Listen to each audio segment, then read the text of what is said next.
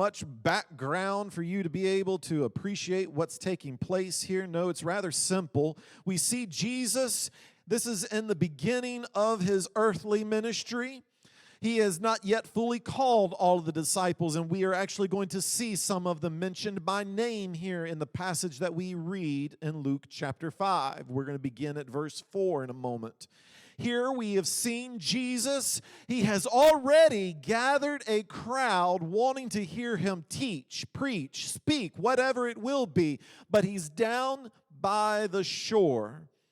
And the crowd has encroached so far and so wide that not everybody can see him. So he is asked if Peter, him being in a boat, can I stand in your boat and we just go offshore just a little ways so that everybody can see me better and maybe hear me as I talk to all of them. And what we see here is this, that while Peter is talking, there are some things that are taking place in the background. Are you ready to read at Luke chapter 5 today? All right.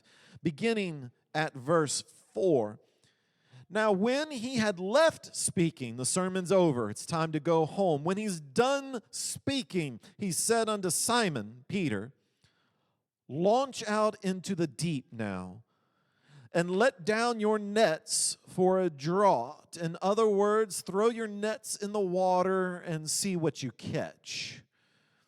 Now, we don't see this detailed right now as we read and compare the same occurrence in the Gospel of Matthew. What is Peter doing this time? He is mending his nets. He is cleaning his nets. We realize later on that he has been fishing all night long and he's probably frustrated, tired, hungry, wanting some breakfast. He is not interested in doing anything else. I tell you, if I had just finished cleaning all of my equipment, the last thing I want to do is throw it right back in the water. All right, somebody's with me. I might have been a little resistant, admittedly. But it says in verse 5 that Simon answering said unto him, Master, we have toiled all the night and have taken nothing. Nevertheless, at thy word, I will let it down the net again. Do you hear the reluctance in his voice?